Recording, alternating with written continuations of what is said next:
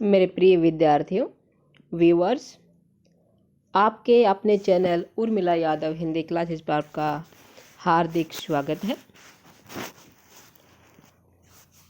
आज की इस कक्षा में हम उपसर्ग पढ़ेंगे।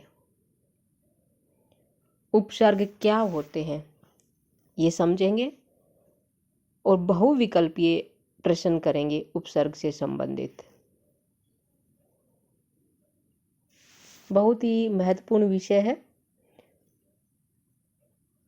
लगभग हर परीक्षा में 2 प्रश्न उपसर्ग से संबंधित आ ही जाते हैं। बहुत आसान है, बस थोड़ा सा ध्यान देना है। सबसे आसान विषय है उपसर्ग और प्रत्यय, बस थोड़ा सा ध्यान देने की ज़रूरत है। आपकी तैयारी के लिए यहाँ ये बहुविकल्पीय प्रश्न आपको हल करवाए जाएंगे, विस्तृत जानकारी दी जाएगी। ये जो अभी प्रश्न चल रहे हैं आपकी तैयारी के लिए हैं, पाठ्यक्रम का हिस्सा है।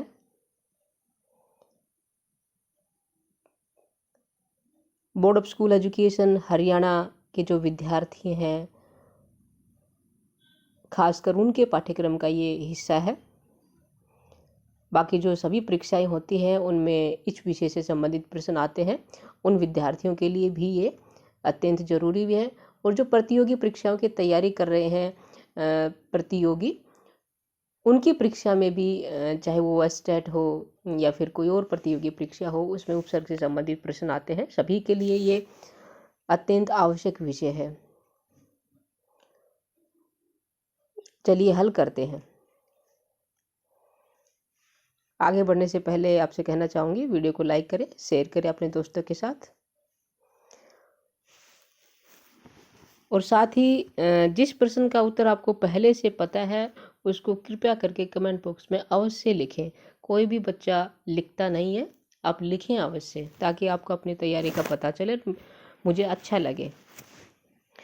देखिए, उपसर्ग क्या होता है, किसे कहते हैं उपसर्ग? वे शब्द, लिखिएगा, वे शब्द जो शब्द के यानी कि किसी शब्द के प्रारंभ में लगकर अर्थ परिवर्तन कर दें, उपसर्ग कहलाते हैं। वे शब्द जो किसी शब्द के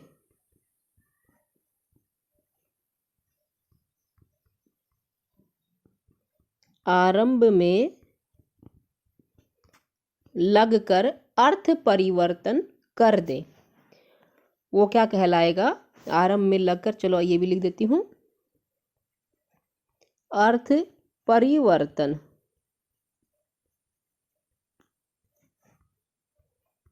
कर दें, उपसर्ग कहलाते हैं। ठीक है, परिभाषा आपने लिख ली होगी, समझ भी लिया होगा। इनके शब्द के प्रारंभ में लगने वाले जो शब्द होते हैं वो क्या कहलाते हैं? उपसर्ग कहलाते हैं। और जो शब्द के अंत में लगते हैं उन्हें क्या कहते हैं? उन्हें प्रत्यय कहते हैं। क्या कहते हैं? प्रत्यय। ठीक है, अब देखते हैं अगला। पहला प्रश्न हमारा हो गया है। दूसरा देखते हैं, दिए गए शब्दों में से कौन सा उपसर्ग है? शब्द है कुपात्र। क्या है? कुपात्र। इसमें हमें विकल्प हैं कु, पा और पात्र, ये 3 विकल्प हैं। इनमें से बताना कि सही उपसर्ग कौन सा है।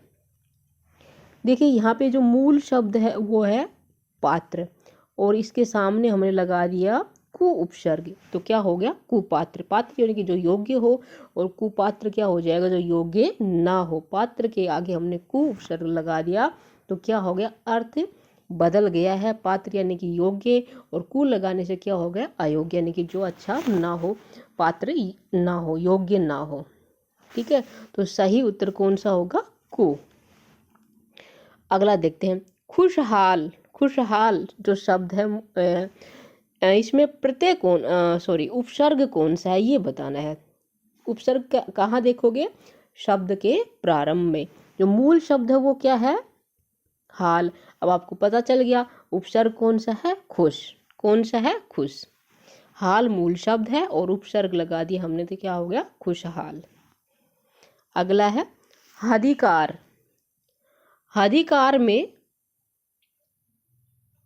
निर्जल रह गया, निर्जल। निर्जल शब्द में कौन सा उपसर्ग है, नि, निरज, निर, कौन सा उपसर्ग है? देखिए यहाँ पे निर उपसर्ग है, निर। ठीक है, मूल शब्द क्या है, जल, और निर उपसर्ग है तो क्या बन गया, निर्जल, यानी कि बिना जल के। अगला है हदिकार। हदिकार शब्द में उपसर्ग कौन सा है, कार, हदिक या हदी। हदी है, क्या है, हदी। अधिकार जो मूल शब्द है और हदी क्या है, उपसर्ग है। ठीक है, ये पता चल गया आपको। अब अगला देखते हैं। दिए गए शब्दों में से उपसर्ग व मूल शब्द अलग अलग करें। जो शब्द दे रखे हैं उनमें हमें बताना है कि मूल शब्द कौन सा है, उपसर्ग कौन सा है। अब देखिए सपरिवार मूल शब्द है, इसमें उपसर्ग देखना है कौन सा है। पहले हम देखते हैं मूल शब्द। मूल शब्द कौन सा है, चलिए आप बताइए, सपरिवार में मूल शब्द कौन सा है जिसके सामने हमने उपसर्ग लगाया, वो शब्द देखो कौन सा है, कहाँ से शुरू होता है वो शब्द। कमेंट बॉक्स में लिखिए जल्दी से। मूल शब्द है परिवार और स क्या है, उपसर्ग। सपरिवार यानी कि परिवार के साथ। ठीक है, तो स क्या हो गया, उपसर्ग हो गया। मूल शब्द क्या हो गया, परिवार। हमें क्या बताना है, मूल शब्द परिवार और उपसर्ग क्या है, स। अगला देखते हैं आलेख। आलेख में मूल शब्द कौन सा है, उपसर्ग कौन सा है, सभी को पता है। मूल शब्द बताइए कौन सा है, कमेंट बॉक्स में लिखिए।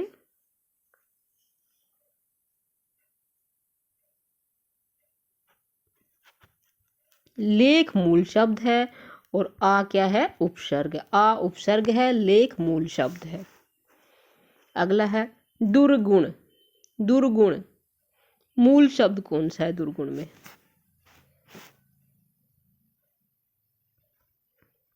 गुण मूल शब्द है और उपसर्ग कौन सा है, दु, नहीं, दुर। कौन सा है, दुर उपसर्ग है और गुण क्या है, मूल शब्द, तो क्या बन जाएगा, दुर्गुण। निहत्था यानी कि जिसके हाथ में कुछ भी ना हो, तो यहाँ पे मूल शब्द कौन सा हुआ, हत्था, और उपसर्ग कौन सा हुआ, नी। नी उपसर्ग है, हत्था क्या है, मूल शब्द है। इसी तरह के प्रश्न आएंगे, आप कंफ्यूज मत होना, बहुत ही आसान है, थोड़ा ध्यान देने की जरूरत है। विग्रह, यहाँ देखिए जो शब्द होता है उसका अर्थ होना चाहिए, बगैर अर्थ का शब्द नहीं होना चाहिए। निग्रह, विग्रह, माफी चाहूंगी, विग्रह। विग्रह में मूल शब्द कौन सा है, ग्रह, और उपसर्ग कौन सा हो जाएगा, वि। ग्रह मूल शब्द है और वि क्या है, उपसर्ग है। अतिरिक्त मूल शब्द कौन सा है, रिक्त। अति क्या है, उपसर्ग, अति उपसर्ग, और रिक्त क्या है, मूल शब्द। ठीक है, आ गया होगा समझ में। चलिए आगे बढ़ते हैं।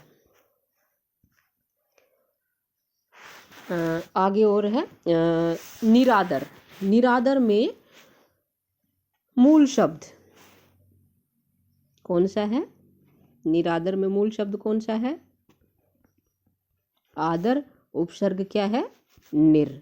ठीक है, निर भी आपको देखिए ऑप्शन में, विकल्प में अगर ये आता है निरादर में उपसर्ग कौन सा है, तो निर, एक निर आपको शब्द मिलेगा जिस जो र होगा वो स्वर सहित मिलेगा, यानी कि ये हलंत नहीं मिलेगा, और दूसरे में हलंत मिलेगा।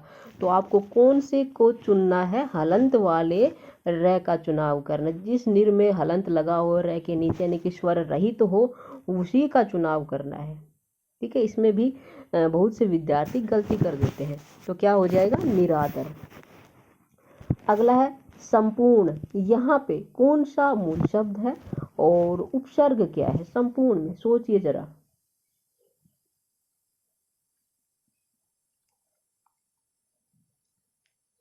संपूर्ण बोल के देखिए, पता चल जाएगा। संपूर्ण, पूर्ण अपने आप में एक शब्द है, अर्थ निकल रहा पूर्ण यानी कि जो पूरा हो, ये मूल शब्द है। और क्या हो जाएगा? सम। तो सम शब्द है, ये क्या है? उपसर्ग है।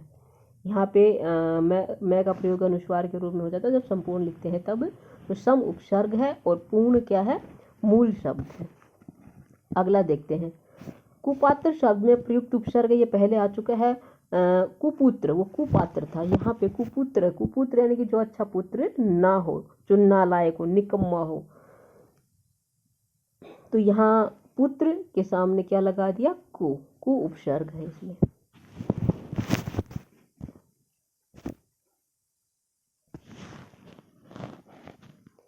अगला है अभिनेता शब्द में प्रयुक्त उपसर्ग है अभिनेता।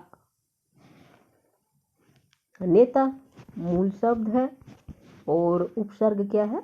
अभि। अभि उपसर्ग है। अभिनेता, नेता और अभिनेता। ठीक है। स्वच्छंद में प्रयुक्त उपसर्ग, स्वच्छंद कौन सा उपसर्ग है? स्वच्छंद में सौ या स्वच्छ, सौ, ये जो स्वर रहित स है और वह, ये स्वच्छंद होगा। सौ छंद में सौ जो उपसर्ग है ये। ठीक है। आगे बढ़ते हैं। दुर्बल शब्द में उपसर्ग, दुर्बल, दु, दुर, बल या दुब। दुर्बल, दु होगा? नहीं, बिल्कुल नहीं, गलत होगा। क्या है? दुर। क्या है? दुर। और दुर में भी रै के नीचे हलंत होना चाहिए, यानी कि रै जो है वो स्वर रहित तो होना चाहिए। ठीक है। दुर्बल यानी कि दुर उपसर्ग है। और जो बल शब्द है वो क्या है? मूल शब्द है। पुनर्जन्म शब्द में प्रयुक्त उपसर्ग कौन सा है? पुनर्जन्म, जन्म क्या है? मूल शब्द है और पुनर् शब्द क्या है? उपसर्ग है। आपको पता होना चाहिए कि इस शब्द में मूल शब्द कौन सा है और उपसर्ग हम क्या, कौन सा उपसर्ग होगा, तब ये इसका अर्थ परिवर्तन होगा। ठीक है। आगे बढ़ते हैं। तिरोभाव, सपूत, जो दो शब्द हैं, एक तिरोभाव है, दूसरा है सपूत। इन दोनों में हमें उपसर्ग देखना है, कौन सा है? तिरोभाव। तिरोभाव शब्द में उपसर्ग क्या है?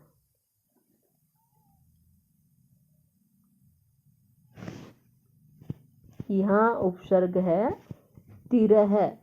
ठीक है। और जो भाव है वो मूल शब्द है। भाव मूल शब्द है और तिरह क्या है?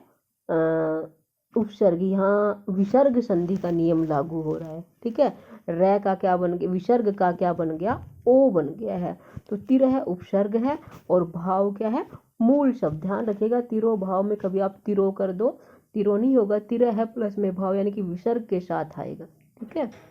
सपूत, सपूत का आपको पता है, पूत, पूत यानी कि बेटा, और सपूत अच्छा बेटा। स उपसर्ग है, मूल शब्द क्या है? पूत। ठीक, मूल शब्द पूत, स उपसर्ग। आगे बढ़ते हैं। अत्यंत भरसक में उपसर्ग कौन सा? अत्यंत और भरसक, इन दोनों शब्दों में उपसर्ग कौन सा है ये बताना। अत्यंत,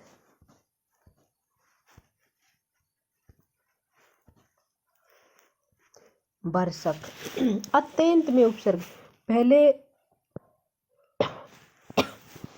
अत्यंत में अंत शब्द क्या है? मूल शब्द है और अति क्या है? उपसर्ग है। अति क्या है? उपसर्ग है। अब आप कहोगे यहाँ अत्य है, अत्यंत है, अति तो है ही नहीं, कैसे हुआ? यहाँ पे यण संधि है। कौन सी संधि है? यण संधि, जो स्वर संधि का भेद है। अब देखिए मैं इसको हल करके बताती हूँ। अति प्लस में अंत, अति प्लस में अंत। यहाँ पे जो यदि यहाँ पे क्या है, अंतिम जो वर्ण है उसकी ध्वनि क्या है, ई की ध्वनि है, और यहाँ क्या है, तो नियम यण संधि का लागू हो गया। अगर ई के बाद कोई भिन्न स्वर आ जाता है तो ई किस में बदल जाता है, ये में बदल जाता है। किस में, ये में बदल जाता है। तो यहाँ पे तय तो क्या हो गया, आधा हो गया, स्वर रहित होगा। क्यों, क्योंकि इसमें से ई हम निकाल चुके हैं। ठीक है, और ई की जगह क्या बन गया, ये बन गया है। ये क्या है, स्वर रहित है, इसमें ये ए मिल जाएगा तो ये क्या हो जाएगा, पूर्ण बन जाएगा, पीछे का जैसा है वही रह जाएगा। तो क्या बन जाएगा, अति प्लस में अंत क्या हो जाएगा, अत्यंत। अति उपसर्ग है और अंत क्या है, मूल शब्द है। इसका लिख लीजिएगा, अति उपसर्ग और अंत मूल शब्द। अगला है भरसक। भरसक में जो शक है वो मूल शब्द है और भर क्या है, उपसर्ग है। भर उपसर्ग, मूल शब्द क्या है, शक।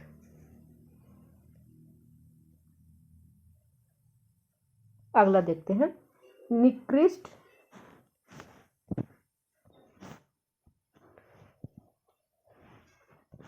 निकृष्ट और कमसीन, यहाँ पे उपसर्ग बताना। निकृष्ट में नी उपसर्ग है और जो कृष्ट है ये क्या है, मूल शब्द है। कमसीन, इसमें कम उपसर्ग है और सीन है, ये क्या है, मूल शब्द है। निकृष्ट जो सबसे निम्न हो, निकृष्ट मध्य निम्न श्रेणी का। कमसीन जिसकी आयु बहुत ही कम हो। कमसीन यानी कि बहुत ही कम, यानी कि जो युवा होने से जो पहले की अवस्था होती है, कम उम्र का कमसीन। ठीक है, कम उम्र का कहलाता है कमसीन। अगला है प्रसिद्ध। प्रसिद्ध और कमजोर में उपसर्ग। प्रसिद्ध, इसमें प्र उपसर्ग है और सिद्ध मूल शब्द है। ठीक है, प्र उपसर्ग, सिद्ध मूल शब्द है। कमजोर, इसमें आप बताइए कमजोर में उपसर्ग कौन सा है। कमजोर में कमेंट बॉक्स में लिखिए, कमजोर में उपसर्ग कौन सा है। कमजोर कौन सा उपसर्ग है, मूल शब्द क्या है,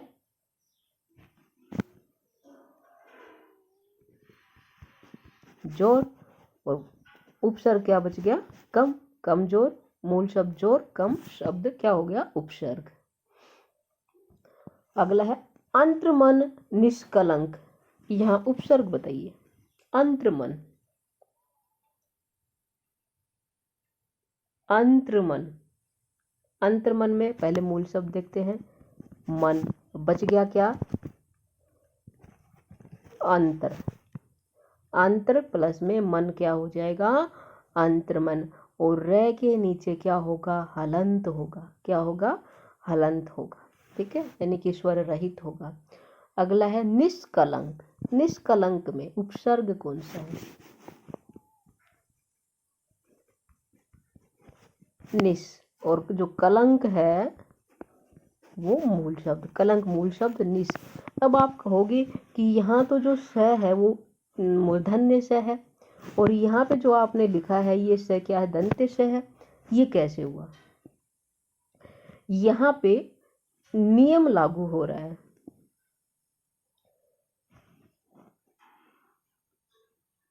जो निष्कलंक है ये विसर्ग संधि का नियम है। जो विसर्ग संधि निष्कलंक की कैसे बनेगी, अगर निष्कलंक शब्द का हम संधि विच्छेद करते हैं, नी ही प्लस में कलंक होगा।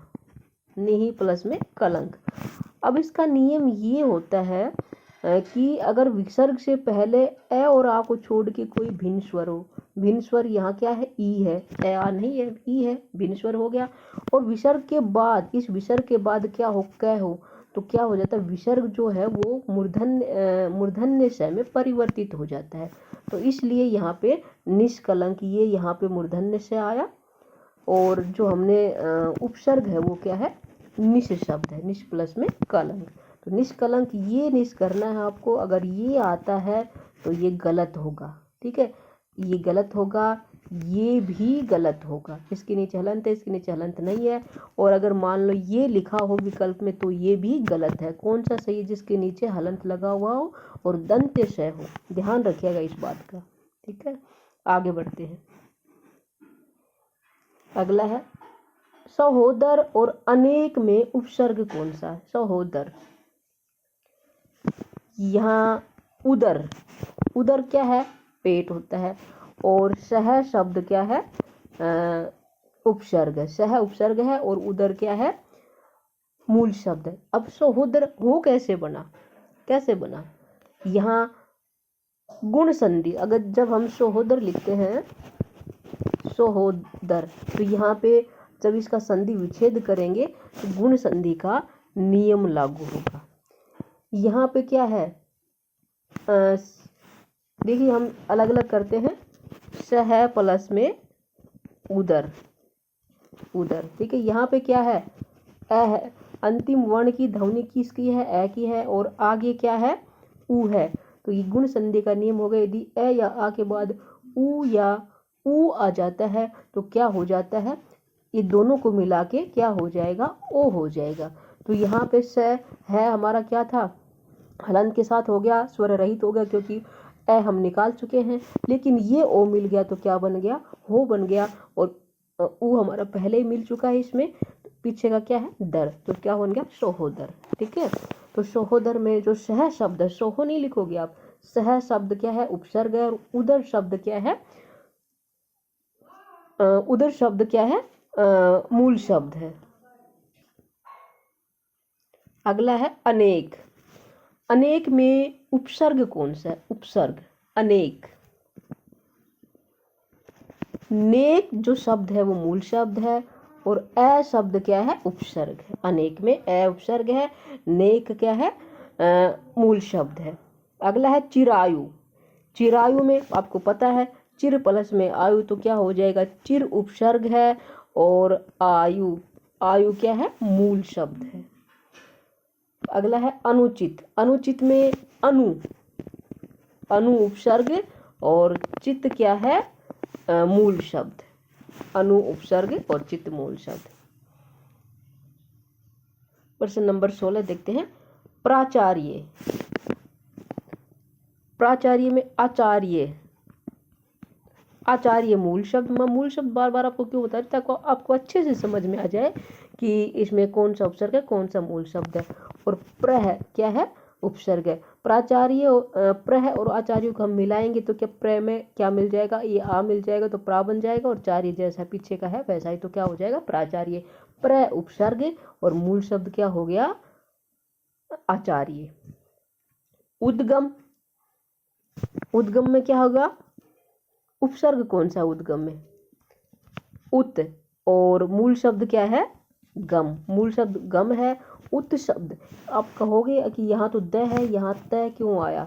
तो जो उद्गम है इसका संधि विच्छेद करते हैं तो ये क्या होता है? संधि विच्छेद, उत प्लस में गम। फिर ग क्यों आया? यहाँ पे नियम ये है संधि का, व्यंजन संधि है। यदि किसी प्रथम वर्ण के बाद, प्रथम वर्ण क्या है? त प्रथम वर्ण है। किसी भी वर्ग के प्रथम वर्ण के बाद किसी भी वर्ग का तीसरा, चौथा, पांचवा वर्ण आ जाए, या कोई भी स्वर आ जाए, या फिर ये वह है आ जाए, तो क्या होगा? प्रथम वर्ण अपने ही वर्ग के तीसरे वर्ण में परिवर्तित हो जाता है। अब इस तय का प्रथम वर्ण, इसका तीसरा वर्ण कौन सा है? द है। तो तय किस में बदल जाएगा? द में। इसलिए यहाँ पे उद्गम आया। उत प्लस में गम, उद्गम। तो उत जो शब्द है वो मूल शब्द है, और गम जो है वो क्या है? मूल शब्द। उत उपसर्ग और गम मूल शब्द। ध्यान रखिएगा, मैं थोड़ा उल्टा बोल गई होंगी। अब उत शब्द को उपसर्ग है और गम क्या है? मूल शब्द। अगला है अनुसार। अनुसार में सार मूल शब्द और अनु उपसर्ग। अनु उपसर्ग, सार मूल शब्द। सहोदर हो ही चुका है, सह उपसर्ग और उदर क्या है? मूल शब्द। सहोदर यानी कि जो भाई के लिए होता है, जो एक ही माँ के पेट से जन्मे हो, एक ही उदर से जिनका जन्म हुआ, सहोदर होता है। आगे बढ़ते हैं।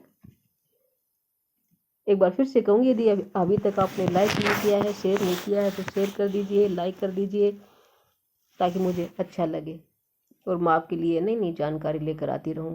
आपका प्यार और स्नेह ऐसे ही बना रहे, हम और आप साथ चलते रहें। इसी कड़ी को आगे बढ़ाते हुए अगले प्रश्न पे आते हैं। प्रश्न नंबर 17, उपसर्ग के प्रयोग से दो शब्द बनाइए। अति उपसर्ग है, इससे हमें शब्द बनाने हैं।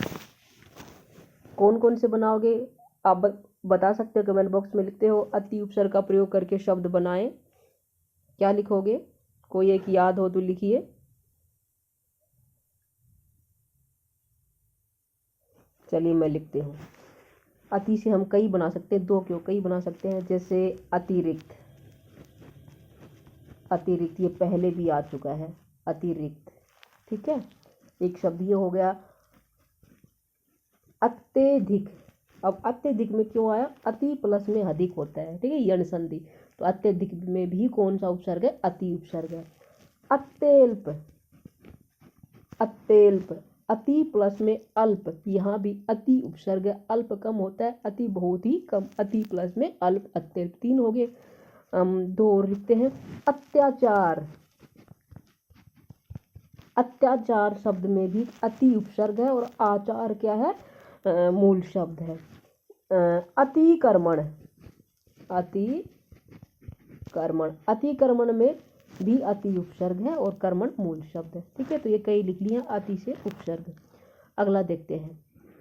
उत, उत जो शब्द है उपसर्ग है, इससे हमें शब्द बनाने। उत से आपको ध्यान है तो बताइए, उत से कौन से शब्द बनेंगे? उत उपसर्ग का प्रयोग करके शब्द बनाइए। जैसे उत्साह, ठीक है। दूसरा लिखते हैं उत्पत्ति, ठीक है। एक अभी जो हमने बताया था उद्गम, उद्गम में भी उत उपसर्ग है, उद नहीं है, उत उपसर्ग है और गम शब्द मूल शब्द है। ऐसे ही उल्लास, अब आप कहोगे उल्लास में मूल उपसर्ग उत कैसे हुआ? तो यहाँ पे उत प्लस में लास होता है, ठीक है। तय लय में बदल जाता है, संधि का नियम है ये। तो यहाँ भी उत उपसर्ग है, ठीक है। हमें उत उपसर्ग से शब्द बनाने हैं। अगला है दुस, दुस शब्द का प्रयोग करके उपसर्ग बनाने हैं। उपसर्ग नहीं, दुस शब्द उपसर्ग है, इसका प्रयोग करके शब्द बनाने हैं। कोई दो शब्द लिखने हैं हमें, तो क्या लिखेंगे? दुस्साहस,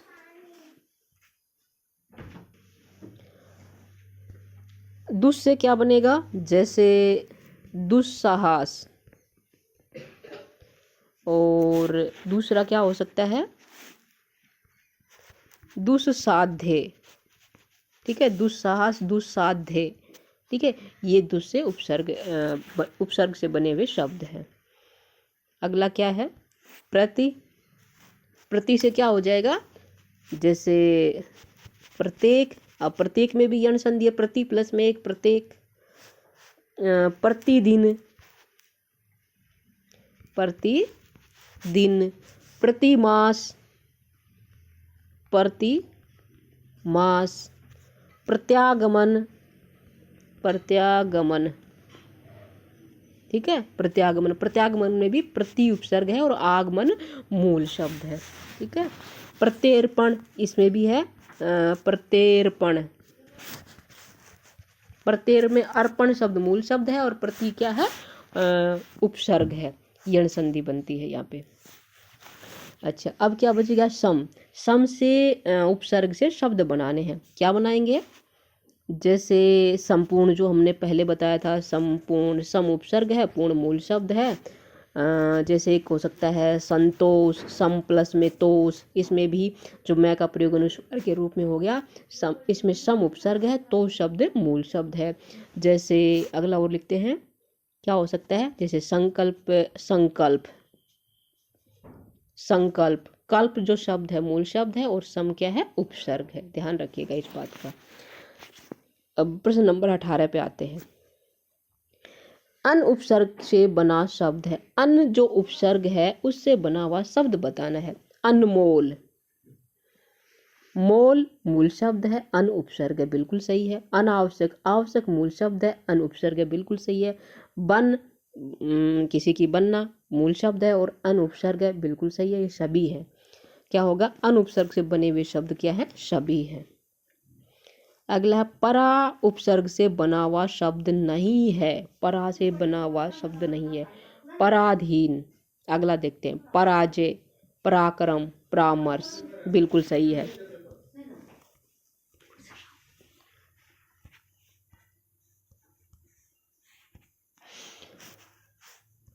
यहाँ क्या होगा, देखो देखते हैं, जय मूल शब्द है, परा उपसर्ग बिल्कुल सही है। कर्म मूल शब्द है, परा उपसर्ग सही है। मर्श क्या है, मूल शब्द है और परा उपसर्ग। यहाँ पराधीन गलत है, क्या है, पराधीन। यहाँ पे पर प्लस में अधीन, अधीन होगा, ठीक है। तो यहाँ पे र में ये मिलेगा तो आ नहीं बन सकता, र ही बनेगा, ठीक है। तो यहाँ पर और प्लस में अधीन है, पराधीन नहीं हो सकता या परा उपसर्ग नहीं हो सकता। तो यहाँ पे क्या है,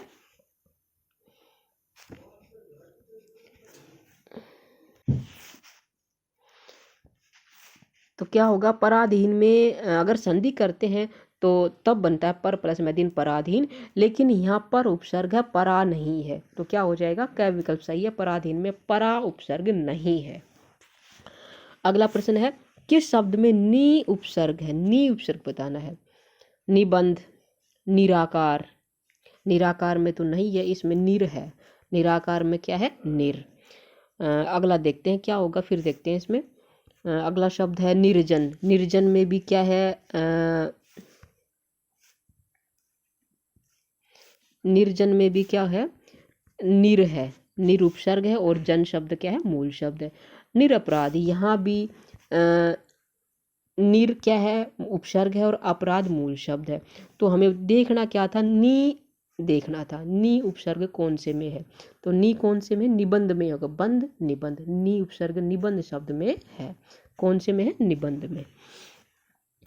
आगे बढ़ते हैं। उत्तम शब्द में प्रयुक्त उपसर्ग, उत्तम, उत्तम शब्द में प्रयुक्त उपसर्ग कौन सा है,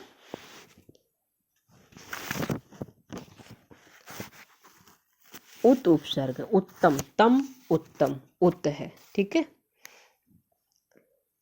निम्न शब्दों में से उपसर्ग से बने हैं, किस उपसर्ग से बने हुए शब्द हैं, ये बताना है। विकल्प भी दे रखे हैं, पुनर्जन्म, पुनरुत्थान, पुनरागमन। कौन सा उपसर्ग है इसमें, पु है, पुनः है, पुनः है या पुनर है या प है, पुनर है। ये उपसर्ग से बने हुए शब्द है, पुनर्जन्म, पुनरुत्थान, पुनरागमन। अगला है दुष्परिणाम, दुष्कर, दुशासन में कौन सा उपसर्ग है, एक ही उपसर्ग है, कौन सा है।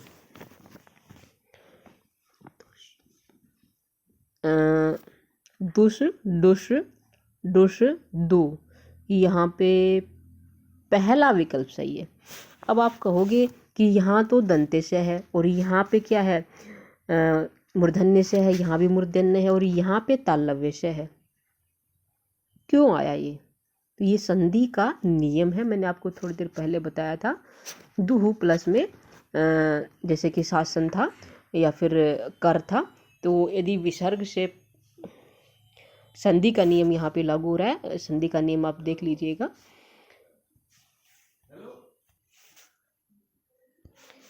मैं आपको बताते कि संधि का नियम लागू हो रहा है कैसे, जैसे मैंने बताया था कि दुहु प्लस में कर लिखते हैं, ठीक है, दुष्कर कैसे होगा।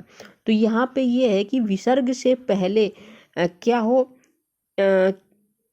विसर्ग से पहले ई या उ हो, ठीक है, और विसर्ग के बाद क्या हो, क, ख, ट, ठ, प, फ हो। तो विसर्ग का क्या हो जाएगा, मूर्धन्य स हो जाएगा। तो यहाँ पे क्या है, उ आया, विसर्ग से पहले क्या आया, उ आया, बाद में क्या आया, क आया, तो क्या हो गया, विसर्ग का मूर्धन्य स हो गया। ऐसे ही इसमें प आया है, यहाँ पे जो श विसर्ग के बाद स आ रहा है, तो यहाँ तालव्य से आ रहा है, तो उससे पहले विसर्ग का तालव्य से ही हो जाता है। इस तरह से ये परिवर्तन हुआ। तो यहाँ क्या है, दुष आएगा, ठीक है, विसर्ग से पहले क्या हो गया,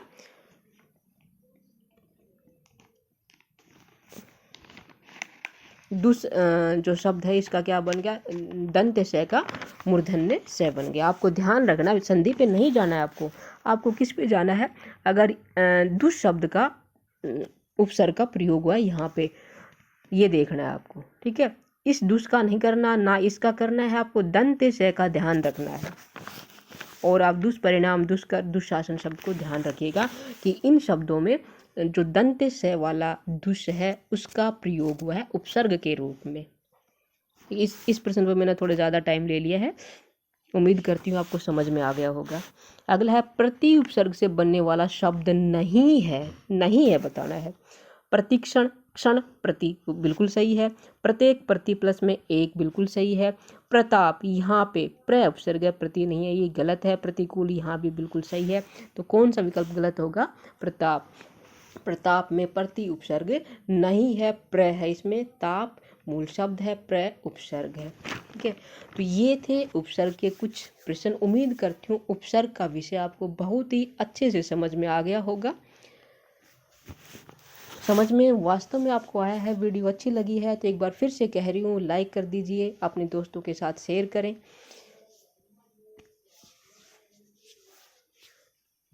आप इसी तरह उर्मिला यादव हिंदी क्लासेस पर बने रहिए। फिर मिलेंगे नए विषय के साथ। आपका दिन शुभ हो।